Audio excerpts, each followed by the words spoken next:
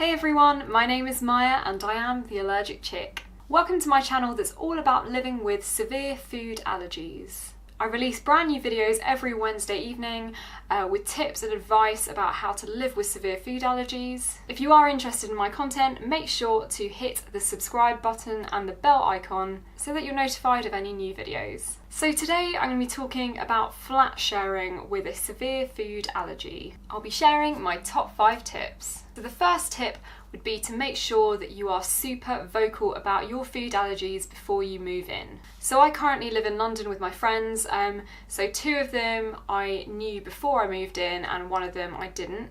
They were just someone that my flatmate found on a website called Spare Room. So I was very, very lucky that I moved in with friends who already had an understanding of my food allergies. Because my food allergies are so severe and any risk of cross-contamination is super dangerous for me, before I moved in I asked whether we could just not have any of my allergens in the kitchen. My flatmates are really brilliant and completely agreed to this. Because we're in a situation where we're all sharing like utensils and fridges and plates and things like that, my flatmates are really, really great about not having my allergens in the kitchen at all. But if you are in a situation where maybe you're not moving in with friends, I think it's really, really important to make sure that you're moving in to a house where people understand your condition. So make sure to speak up and be really, really vocal about the severity of your food allergies. So tip number 2 is to make sure that if any of your flatmates, bring nuts into the flat or start eating nuts or any of your allergens in front of you, just politely remind them. If you aren't an allergy sufferer, I imagine it's not a usual thing for you to be checking labels and things like that, so people can forget. When I first moved into my flat, one of my flatmates, the guy that was from Spare Room, had loads of pesto and it was just all over the kitchen, all over the work surfaces. And I just had to politely, have a word and just say, please can you refrain from using this, particularly in such a, careless way.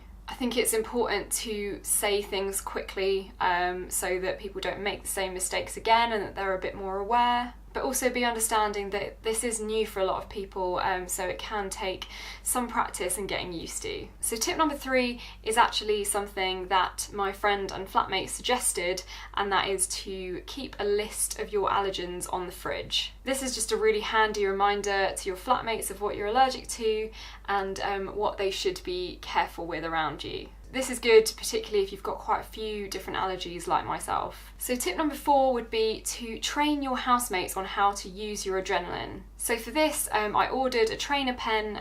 I talked about this in one of my previous videos all about adrenaline, which I'll link above. So I got the trainer pen and showed them physically how to use this on me and when they would need to. I also told them where I keep them in my room. And my flatmate actually suggested to me, no, you should keep them in your bedside cabinet because that's the first place we'll look. So that is now where I keep them. So make sure that your flatmates know where your adrenaline is kept and how to use it if they need to help you.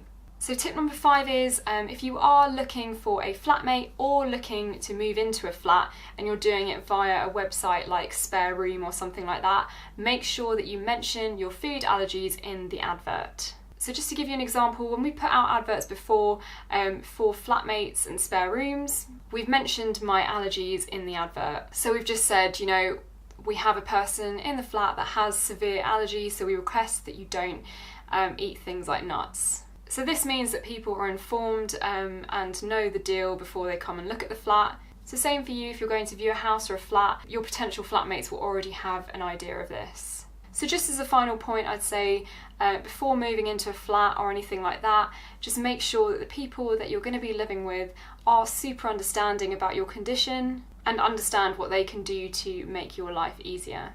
So thanks so much for watching. I really, really hope that you found this video useful. If you did, make sure to hit like and subscribe. My next video will be out next Wednesday. Thanks so much again for watching and stay safe.